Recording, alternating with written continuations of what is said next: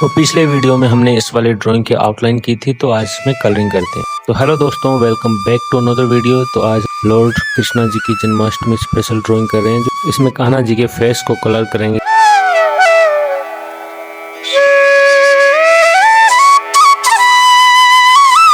तो इसमें Doms colour pencil का यूज करेंगे हम लोग।